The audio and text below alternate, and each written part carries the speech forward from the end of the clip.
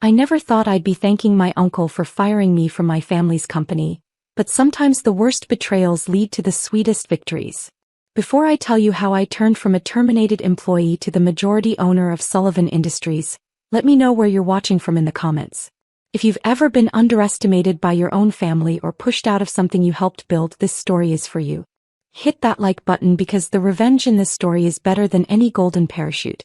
My name is James Sullivan, and at 32, I learned that sometimes you have to lose everything to gain even more. But let me take you back to where it all began, in the gleaming headquarters of Sullivan Industries in downtown Chicago, where my family's name stood proudly on the 60th floor of a building I thought I'd run someday. Sullivan Industries wasn't just a company, it was our legacy. My grandfather, Patrick Sullivan, started it in 1962 with nothing but a small electronics repair shop and a vision for something bigger. Through innovation and relentless work, he built it into one of the Midwest's largest technology manufacturing companies. Growing up, every family dinner was a business meeting, every holiday a chance to discuss quarterly projections. I was the eldest grandchild, and from the moment I could walk, I was being groomed to eventually lead the company. While other kids spent summers at camp, I was interning in different departments, learning every aspect of the business from the ground up. My grandfather's words became my mantra. Know the business from the foundation to the penthouse, James. Real leaders understand every floor. By 16, I could read financial statements better than my textbooks. At 18, I was working on the factory floor during school breaks, learning about our manufacturing processes firsthand. My father, Michael Sullivan, ran operations while my uncle, Robert Sullivan, handled the financial side. They were supposed to be equal partners, but Uncle Robert had always been better at corporate politics than my more straightforward father. Business is about more than just products and profits, James, my grandfather would tell me during our private mentoring sessions in his home office. It's about understanding people, their motivations, their weaknesses, and most importantly, their ambitions. I took his words to heart, earning my undergraduate degree in engineering and an MBA from Northwestern. While my cousins treated the family business as their personal trust fund, I was putting in 18-hour days, learning every aspect of our operations. The problems began after my grandfather's unexpected death 5 years ago. He'd always been the balancing force between my father and Uncle Robert. Without him, the power dynamics shifted rapidly. Uncle Robert had 2 children, my cousins Derek and Victoria, both of whom held executive titles but rarely showed up for actual work. Derek, as vice president of business development, spent more time on his yacht than in his office. Victoria's role as director of corporate communications mainly involved posting on social media about being a girl boss. The real work fell to me and my father. We'd recently secured a major defense contract that could double our company's value, largely due to the manufacturing innovations I'd implemented. The future looked promising until it didn't. The day everything changed started normally enough. I was in my office reviewing production schedules for the new contract when my assistant, Sarah, rushed in looking worried. "There's an emergency board meeting," she said, her face concerned. "Your uncle called it, but your father doesn't know what it's about." I headed to the boardroom, passing the wall of Sullivan family photos that chronicled our company's growth. My grandfather's portrait seemed to watch me with concern as I walked by. The boardroom was already full when I arrived. Uncle Robert sat at the head of the table, my grandfather's old spot, with Derek and Victoria flanking him like corporate royalty. My father sat opposite, looking confused and increasingly angry. "Ah, James, good of you to join us," Uncle Robert said with a smile that didn't reach his eyes. "We were just discussing some necessary changes in company leadership." What followed was a masterclass in corporate manipulation. Uncle Robert had spent months quietly consolidating support among the board members, many of whom owed him various favors. He presented a series of concerns about my management style, claiming I was too aggressive in my growth strategies and disrespectful of traditional company values. "The defense contract you negotiated," he said, shuffling through papers, "while impressive in scope, exposes us to unnecessary risk. The board feels we need more experienced leadership." My father stood up so quickly his chair fell backward. "This is ridiculous. That contract could transform our company. James has done more for Sullivan Industries in 5 years than your children have done in their entire careers." "Mind your tone, Michael," Uncle Robert replied coldly. "Remember, You're not the only Sullivan who can make decisions anymore. The vote was quick and brutal. Thanks to Uncle Robert's maneuvering, the board voted to terminate my position and transfer my responsibilities to Derek. My father's protests were drowned out by corporate legalese about restructuring for company stability. This is about teaching you humility, James, Uncle Robert said as security waited to escort me out. You've forgotten your place in the family hierarchy. Perhaps some time away will help you remember it. Derek couldn't hide his smirk as he added, Don't worry, cousin. I'll take good care of your office. That view of Chicago is wasted on someone so limited in vision. I stood slowly, straightening my tie. Interesting choice of words, Uncle Robert. Humility. Place. Limited vision. I'll remember those. Are you threatening me? He asked, eyebrows raised. Not at all, I replied calmly. Just taking notes for future reference. As security escorted me to my office to collect my belongings, I passed that wall of family photos again. My grandfather's eyes seemed different now, not concerned but determined. I remembered more of his lessons, ones that hadn't made sense until this moment. Always have a backup plan, James, he told me once. And remember, the best moves in business are the ones nobody sees coming. Sarah was waiting in my office, tears in her eyes. They can't do this, she whispered, helping me pack my personal items. This company needs you. It's okay, Sarah, I said, taking one last look at the city skyline from my soon-to-be former office. Sometimes you have to lose the battle to win the war. My father caught up with me at the elevator. This isn't over, he promised, his face red with anger. Robert's gone too far this time. I hugged him briefly. You're right, Dad. It's not over. But for now, play along. Trust me. As I walked through the lobby of Sullivan Industries for what they thought was the last time, I pulled out my phone and made 2 calls. The first was to Jason Chin, my old roommate from Northwestern who now ran one of the most aggressive investment firms in Asia. The second was to Maria Delgado, a brilliant corporate lawyer who'd been trying to recruit me for years. Remember that contingency plan we discussed? I asked Jason. It's time. To Maria, I simply said, I'm ready to take you up on that offer. How quickly can you set up a holding company?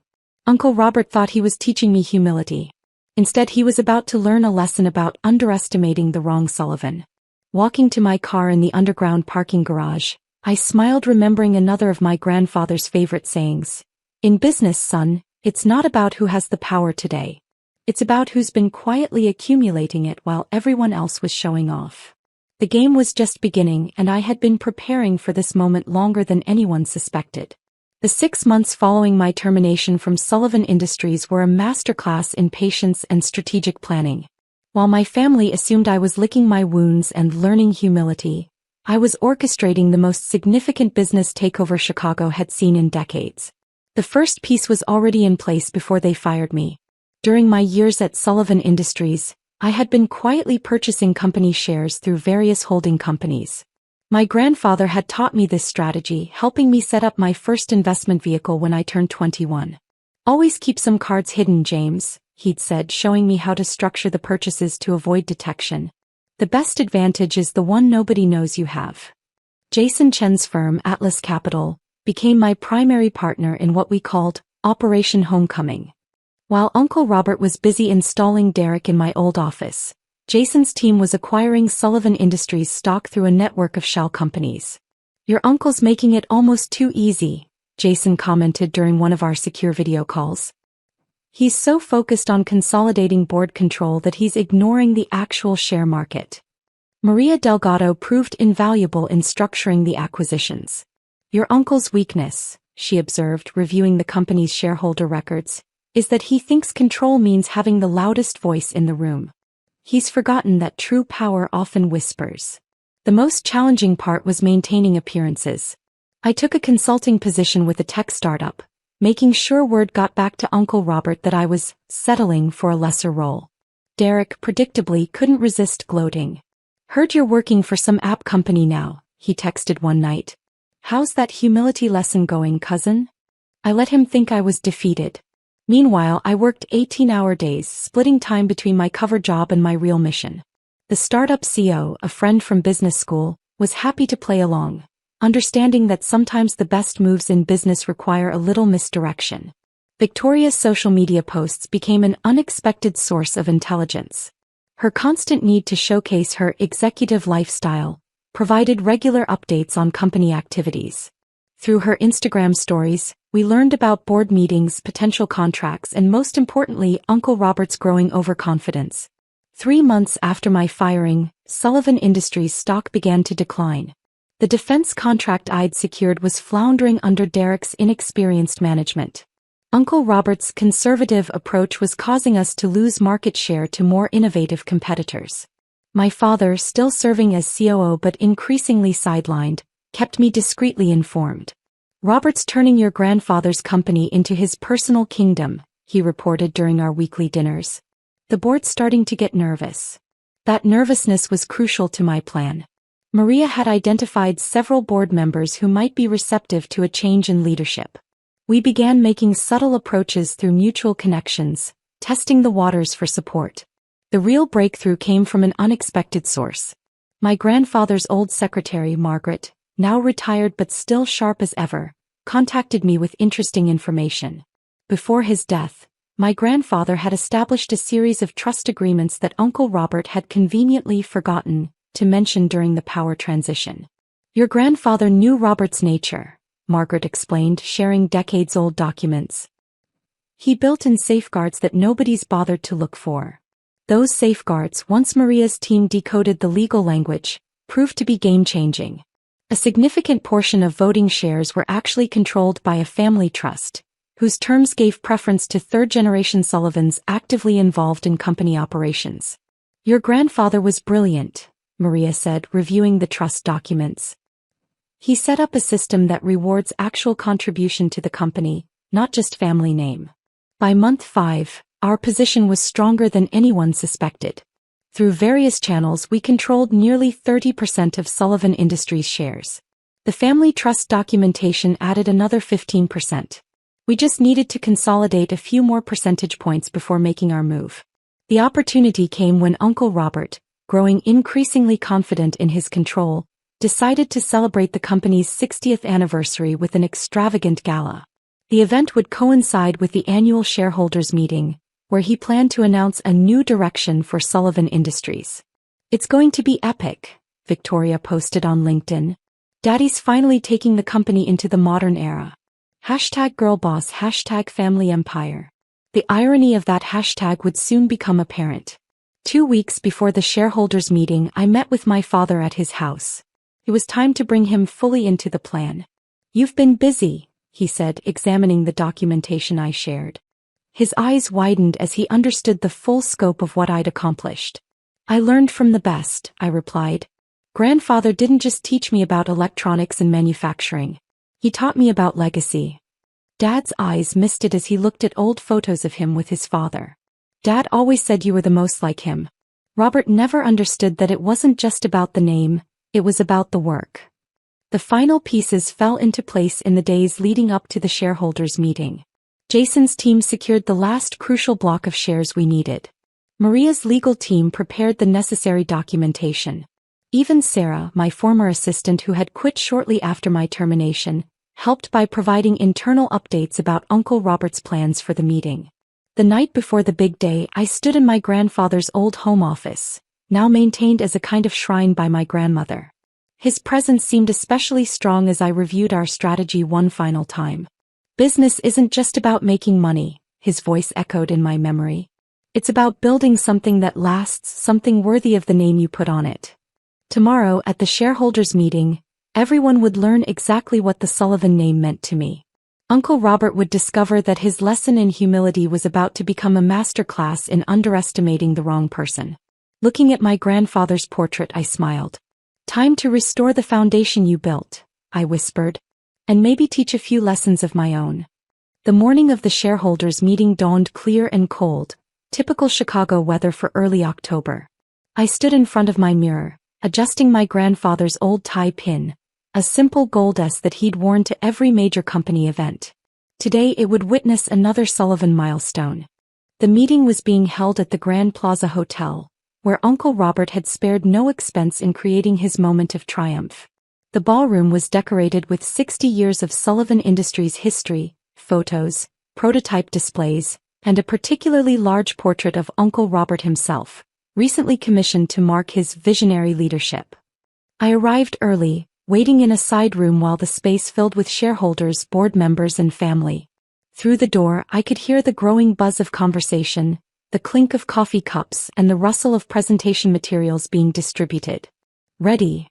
Jason asked, joining me with a tablet displaying our final share counts. "Everything's in place." Maria arrived moments later, legal documents in hand. "The trust documentation is ironclad," she confirmed.